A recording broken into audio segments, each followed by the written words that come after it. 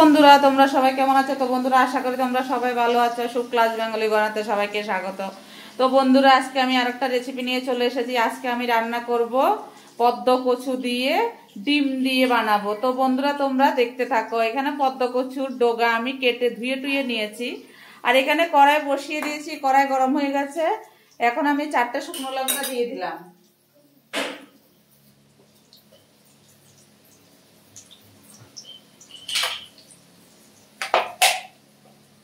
আর একটু সরষের তেল দিয়ে দেব।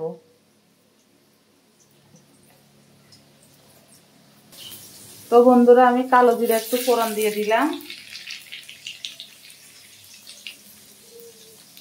আর একটু রাঁধুনি ফোড়ন দিয়ে দিলাম। রাঁধুনিটা তাহলে সেন্টটা ভালো লাগে। আর এখানে কাঁচা লঙ্কা, পেঁয়াজ, রসুন দিয়ে দিলাম।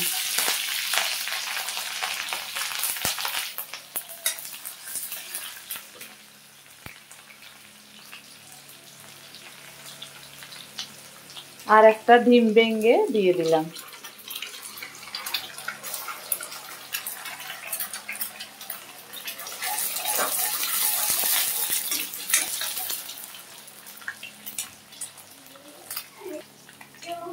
তো বন্ধুরা এগুলো একটু ভাজা ভাজা হয়েছে। এখন আমি কচুর ডগাগুলো আমি দিয়ে দিলাম।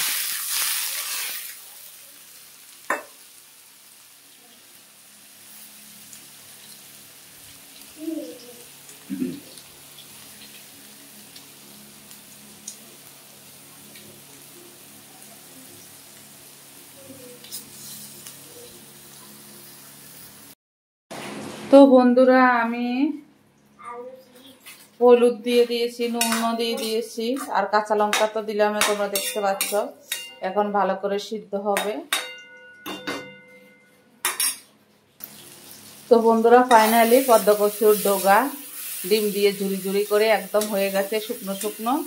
তো বন্ধুরা খেতে খুব স্বাদ লাগবে। আমি এখন একটা পাত্রে ঢেলে সফট করব গরম গরম ভাত। তো বন্ধুরা ফাইনালি পদ্ম কচুর শাক ডিম দিয়ে হয়ে গেছে। দেখো, ভালো লাগলে like, share, comment, subscribe, notification করে দেবে। Tata, bye bye. সবাই সুস্থ থেকো, ভালো থেকো। তো বন্ধুরা তোমরা এটা গরম ভাতে খেয়ে দেখো যে কেমন খেয়েছো, দিদিভাইকে কমেন্ট করে জানাবে। সবাই সুস্থ থেকো, সবাই ভালো থেকো। টাটা, দেখাবে নেক্সট ভিডিও।